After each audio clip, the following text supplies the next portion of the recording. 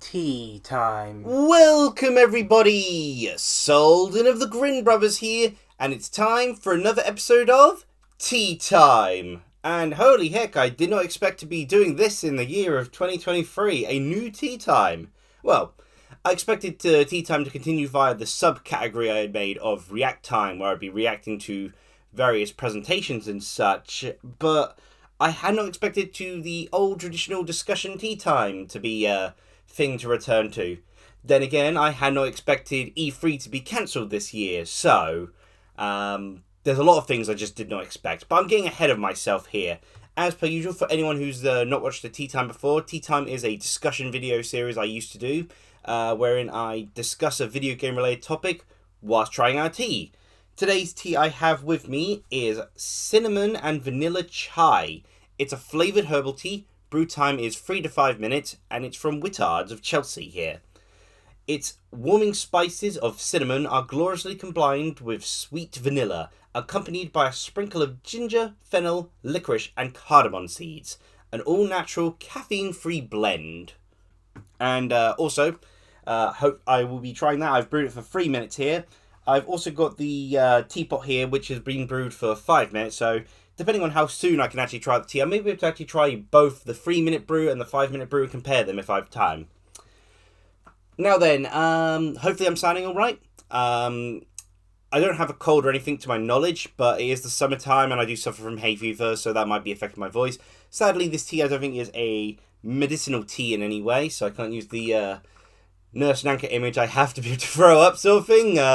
Bit of a shame that I got it made and I kind of stopped doing tea times just shortly after it made.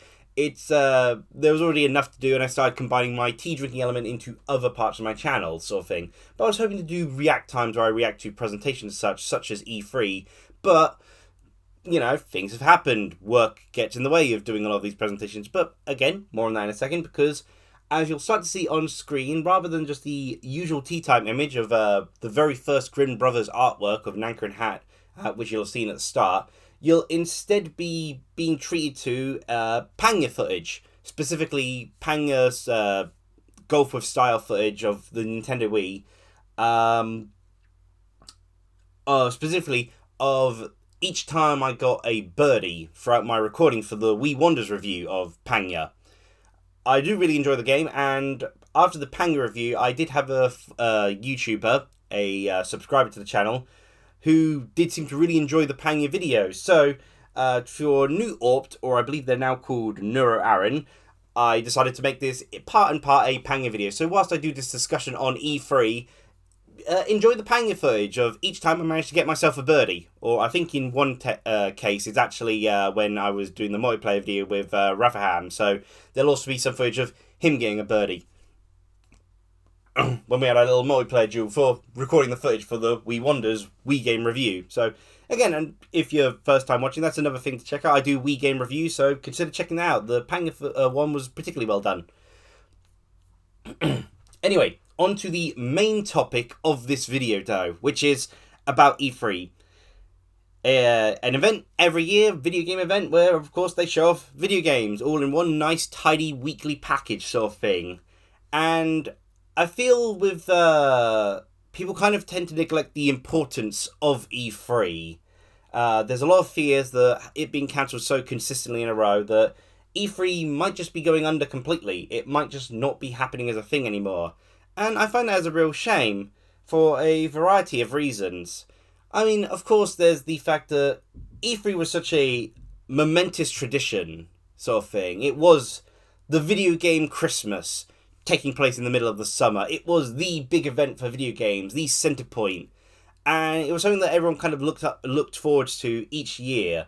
And a lot of the sort of gaming circle centered around for that's when the new announcement would come, and everything kind of flourished off of that. You know, you'd kind of expect, oh, this may not be announced because it's being held for E3, or oh, this got announced now so it doesn't get lost in the shuffle of E3 sort of thing, or it's coming out sooner, and E3 is like, oh, this is going to be for the Christmas period, or this is going to be the big announcement to look forward to in the future sort of thing. There's that sort of excitement and that sort of prestige that comes with the concept of E3. And there's always been like you check like a lot of the older sort of like say gaming webcomics or gaming forums and such. There's always that. So like, oh man, my dream is I wish to go to E3. I wish to visit E3 once in my life, sort of thing. It was the gaming event of the year. Whilst of course there were others, it was like that was the one that everyone focused on. But another factor as to why I think people tend to neglect the value of E3 is, as you'll have seen from the lack of any React Time videos I've had this year, I haven't been able to have the time to react to any of these other video game presentations that have come about since then.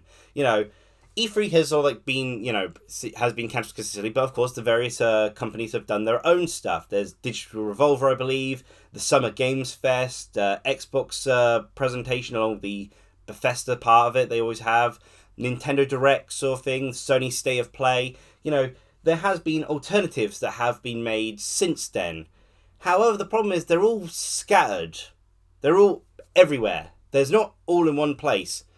And for someone with a job, that makes it impossible for me to actually have the time to watch and react to it at the time. And as a content creator, to then be able to have the time to actually create a video for it. Like this year, at the end of last year, I'd planned ahead for E3. I knew what sort of week E3 was going to be, and so I'd booked the entire week off. That would give me time to prep myself before it, watch the videos, record the videos, as well as create the videos for them. So then I'd be able to post up my own reactions. But in a case of, like, say, the Summer Game Fest, I had no idea when specifically the Summer Game Fest was, so I hadn't booked off the day off for it, and so I wasn't able to actually watch that. In the case of the Xbox presentation, which the Sony State of Play and the Xbox presentation were like at least like a week or two apart sort of thing, I'd completely misread the date, but it was a Sunday, I had the day off, but even if I'd recorded it, I'd work the next day sort of thing. I'd never have been able to actually get it all sorted out within like the couple hours of, the sort of like 4 hours or so, or if I didn't go to sleep, 8 hours, they would have taken to properly put together the entire video, render it in some time where you have to be careful of when you're rendering videos. You've got to try to make sure you get the coolest temperatures possible and get that all looking and getting a thumbnail made and making that all look nice and fancy for you viewers to enjoy. There is no way I would have been able to do that because there's no prep to it. I can't book multiple random days off in the summer. And then there's the case of Nintendo Directs, where Nintendo will announce it will have like maybe a day or two warning at best. Well, how am I supposed to actually react to that sort of thing? There's no way for me to, I need 3 weeks in advance to be able to book holiday off. There's no way I can just like immediately go, oh, I'm like when the recent one, people were saying, oh man, it's great that people actually chose a good time for UK viewers. It's going to air at 3 p.m. Well, guess what? I was at work then. Even if they did it at 8 p.m, by the time it took me to travel back home, I would not have been able to watch it in time to get the stuff set up to record it. And to be able to give reactions and then, of course, make a video on it. Because, of course, the next day I had work. Because without it all being centered around E3, there was no pre-warning to a lot of the stuff. And even if I did book my time off around the event, I'd only be able to book my time off around maybe one, at best maybe two of the events. I'd have to suddenly choose, am I going to do a video on the Xbox event? Am I going to do the video on the Summer Games Fest? Am I going to do the video on the Nintendo Direct or such? Would probably not consider Sony State of Play because I don't really invest in Sony anymore. But yeah, it's something I have to pick and choose. Whereas before, E3 was a nice, tidy package. It was all one big event. And it was like 4 or 5 days in a row. Yes, there would be some games that would kind of be lost in the shuffle, as I've mentioned before. There's a lot of smaller games that would get overshadowed, or little game info news which wouldn't be in the presentation itself but would actually be at the convention, so you'd find out that sort of stuff later. A similar example but of part of a bigger game, in the case of when Super Smash Bros. For Wii U was announced, you got to see the Villager and the Mega Man reveal sort of thing, but the Wii Fit trailer people only found out a day or two later because that was at the convention and wasn't actually shown as part of the main stage event. Or how like there'll be events like in the case of the Nintendo Treehouse where something may not have looked particularly good in the purely in the trailer format, but then the Nintendo Treehouse later would be able to actually sit down and properly show off the gaming element of it to it.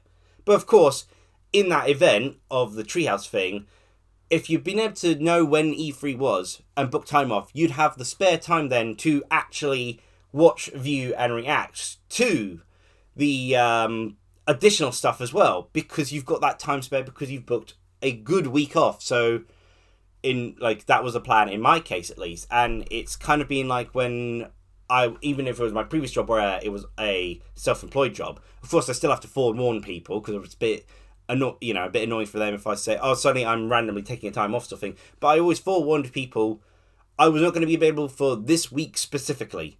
This week I was going to be gone, and I made sure to forewarn people months in advance, and that made it better for work in that I've always made sure to inform people of that.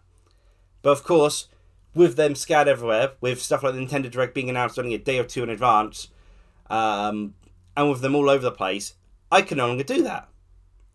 Now, my voice is getting dry already, so I'm going to try out this cinnamon and vanilla chai tea. As I said, I've brewed this one for 3 minutes, so we'll see how this one goes.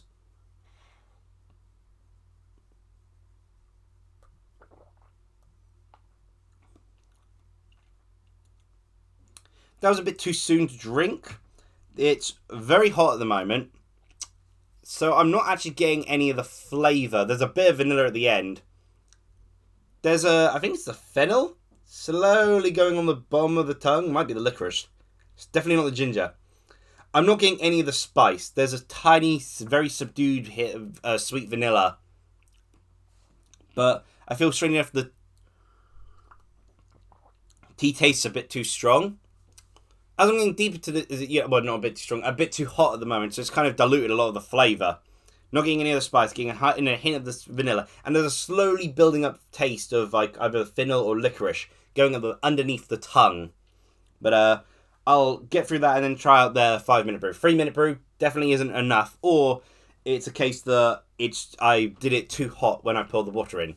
So hopefully the 5-minute brew will go better, or this tea will taste better when I give it another sip. But anyway, so cinnamon vanilla chai, I'll get back to that in a bit. Now, on the topic, just quickly, I did, of course, watch those Xbox game presentations, and I did watch the Nintendo Direct that happened recently. And they were good events, yeah. I was able to at least make some form of reaction. I made Tumblr posts reacting to them, so there's a form of expressing my opinion of them. But certainly about the E3, there was a lot of less pizzazz. Like, we'll take the Nintendo Direct, for instance. Nintendo Direct, it's more of a Mario Direct. It didn't have the same weight to it as an E3 Direct sort of thing. I mean, part could be the expectations, but usually there's a bit more wow factor to it. Admittedly, some of it, and it's not even a case of it's because they're not doing a on sort of stage presentation. No, Nintendo Directs, particularly in the early Iwata period, always had a bit of a wow factor to it. And whilst the Nintendo Direct improved a bit of humor, more humor spiced in with the narrator and the presenters, it wasn't much. There wasn't much pizzazzo. It was just trailer after trailer, very little time to really sit down and talk about it. And that's what E3 used to be able to do. You'd be able to have that moment where it's just okay, we're going to discuss this game for a bit before we move on to this next thing. We're just going to have this discussion here. I know, people don't usually like, here's this information about various statistics and such, but I did always enjoy the fact that, people talking about the actual games in a bigger deep dive. I remember on E3 when Yoshi's Woolly World was being talked about, and they actually talked about, how the yarn-knitted Yoshi amiibos ended up being made, sort of thing, and that was fascinating. I really liked that sort of developer insight. The reason Nintendo Direct was just mainly a Mario Direct, and I feel that it would have probably ended up being more varied if it was actually done as an E3 Direct, when they realised this was the big thing, we need to grab more attention. Sure, of course, the Mario stuff was cool, but not really, lacking kind of in that variety thing. It was, if you're not a Mario fan, or, a fan of farming, there wasn't much to it for you. Luckily, I do like some of the games I saw, but still, some more spice to it would have been nice. And in the Xbox Direct, I know we asked for more game trailers, but we asked more for actually seeing the gameplay. That still isn't the case a lot of the times with the trailers. Whereas if there was moments where they actually went back to the old format where they'd sit down and discuss the game a bit, overlapping the actual discussion of the game, you can actually see examples of the gameplay with the HUD screen being played. In my personal opinion, the better presentation Xbox had this year was their first one in the year, where they focused on only, I think it was 4 or 5 games, but you had the Minecraft Legends and Redfall being shown off, and they actually showed off, and Forza Motorsport, and they showed off the gameplay, and they had the developers talking and discussing the game, and sharing their viewpoints on it. And I felt that was a more engaging way to go about the game. And that was the surprise announcement of Hi-Fi Rush, I believe. Yeah. And that I felt was much, because they actually dived more in depth. And again, the gameplay was fun to say, and there was no confusion as to whether it was gameplay. It was actual gameplay. Whereas I feel with the old E3 format, that would actually be more likely the case. And, you know, there was like big E3 events, which was less about specifically the game itself sort of thing, but more like what they were doing in terms of with the games. Like, I do remember the big sort of hype with the Xbox when they announced just how much they were getting into the Xbox One having backwards compatibility with classic Xbox games. There was a lot of buzz to that sort of thing. And that was something they did as part of a stage presentation, not actually a part of just the game trailer one after the other.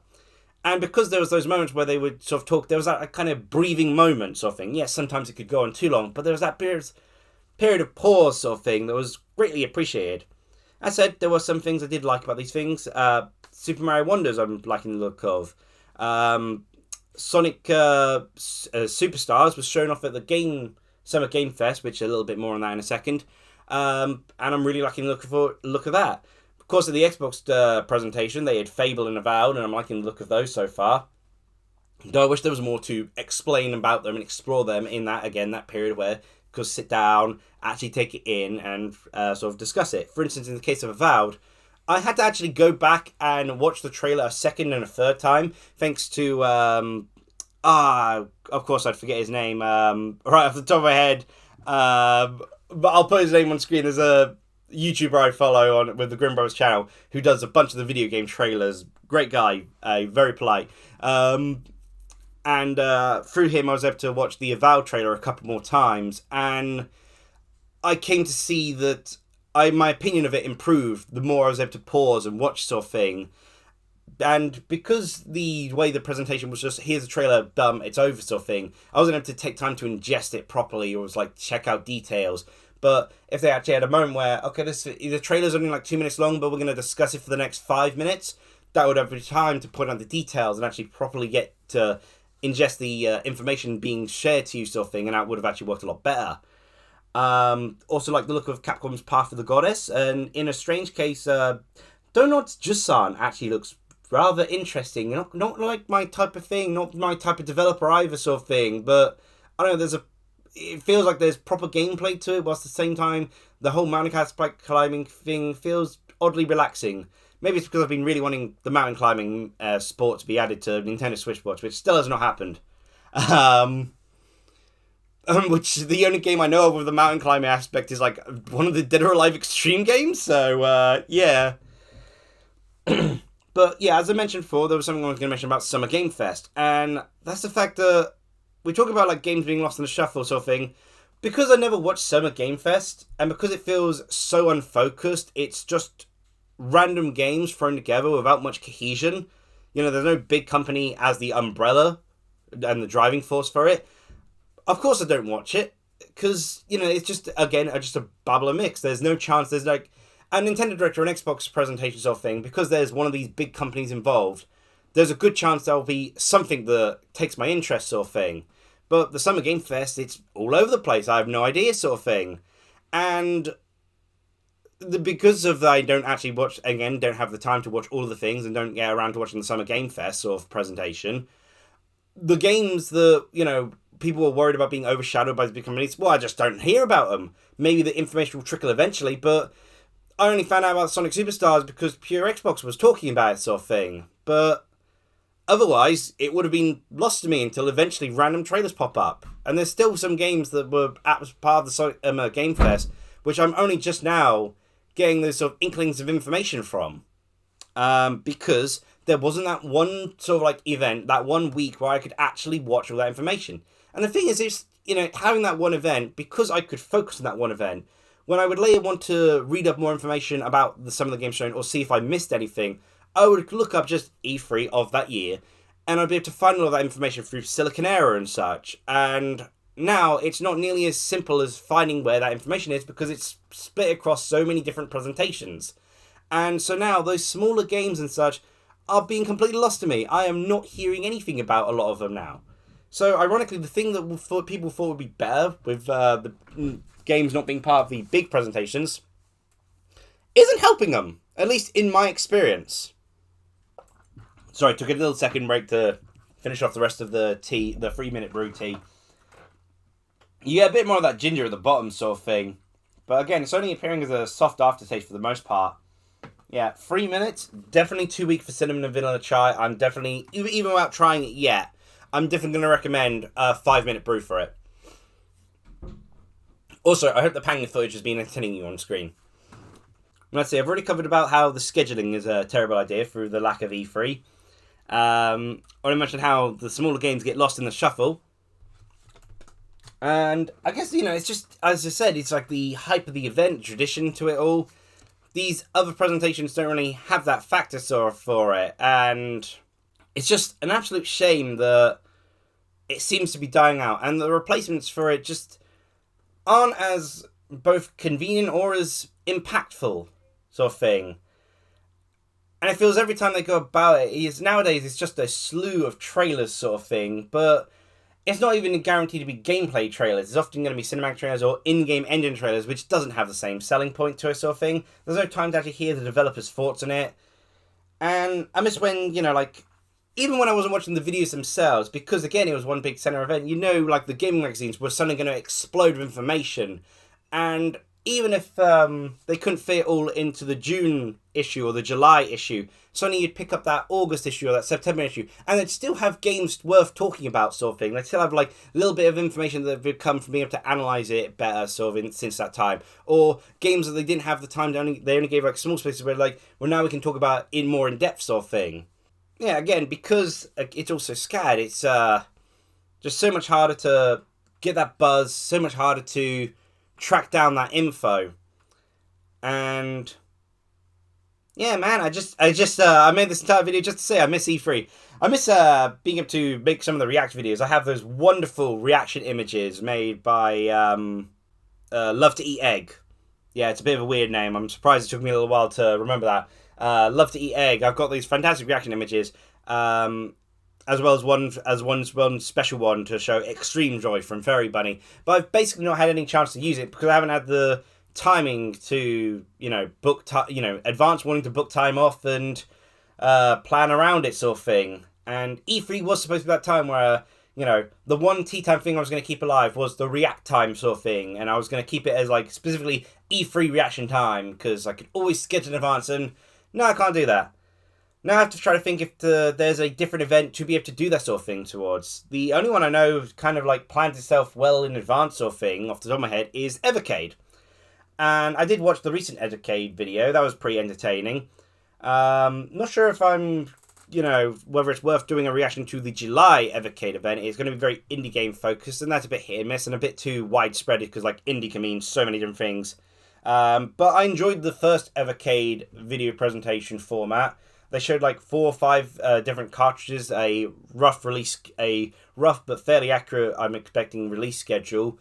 And it just had a nice presentation whilst it was rather to the point, but still had enough time to explain some of the stuff being showcased for a minute or two. So it wasn't just purely the trailer sort of thing. So, yeah, hats off to the Evercade sort of presentation. I feel in terms of how they did the presentation, it was actually probably the best one in just the way they went about it sort of thing. Of these summertime video presentations. So maybe I'll be able to luckily react to something in the future sort of thing, but I have to book my time off around different events sort of thing, and I'm increasing my hours at work to, be able to earn more and all that, but in doing so I have less free time unless I have the forewarning.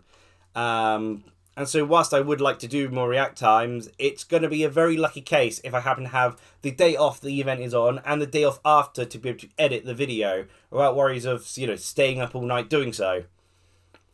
But hopefully so. My biggest hope is, of course, that E3 returns. I do have lots of fond memories of watching both, various videos I made in watching it sort of thing. And even when I had, disappointing E3 showcases, there was still the buzz of actually being have the time to sit down with other people and watch it, or even just when I was recording it, being able to just buy myself a pizza and enjoy a pizza as I react to it. Just, it's such a built up momentous event, and it's gone now, sort of at the moment. So I'm really hoping that it does return. So whether it is a case of I wouldn't, I'll be able to sit down and enjoy a pizza for it. Who knows, but I miss it, yeah. I'm just repeating myself at this point. I'm rambling at this point. Let me actually try the 5-minute brew, and then let's end off the video. Again, hope you're enjoying the PangYa footage. Now, the heat is subduing the flavour of that cinnamon vanilla chai still a bit, because I'm having it when it's just fresh out of the teapot. But, oh my gosh, the flavour is immediately a lot more apparent. There's that... It starts with that sweet vanilla, so like having a nice stable basis. And that cinnamon then starts to fizzle in, kind of like, almost like a skip sort of like sizzle sort of thing. But then it's surprising the ginger kind of starts to take over a bit more. Oh, the cinnamon's starting to reach the sides of the tongues a lot bit more. You got this like fennel taste to the tip of the tongue. Yeah, there's a lot more... Oh, and the deeper you get, there's a lot more impact of that ginger going down the throat sort of thing. So yeah, definite recommendation for cinnamon vanilla chai tea, the Wittard's version here. 5-minute brew. Do not brew it for just 3 minutes. It's way too weak. The vanilla already balances out the introductory taste of any of the ginger, so you don't have to worry about overwhelming you. And the ginger will mostly start to come out when you get deeper down into the tea, or as it sort of like slowly gathers up to the side of the tongue. So it's almost like a cinnamon tea that's a nice introductory version thanks to that vanilla. Yeah, that's my thought on cinnamon vanilla tea. Cinnamon and vanilla chai tea. And yeah, that was my discussion video on E3, as well as my video showcasing the various birdies I managed to get in PangYa. Hope you enjoyed all 3 of these factors. And of course, feel free to tell me down below what you think about E3, what you think about the lack of E3, what do you think about these substitutes for E3, like the Xbox Games Showcase and the Nintendo Directs and Sony State Plays. Do you actually prefer the way it's done nowadays, about one singular big focused week of gaming? And feel free to tell me down below. And if you do miss E3, feel free to share some of your favourite E3 memories with me down below. I'd love to hear them. In any case, thank you for watching, and cheerio!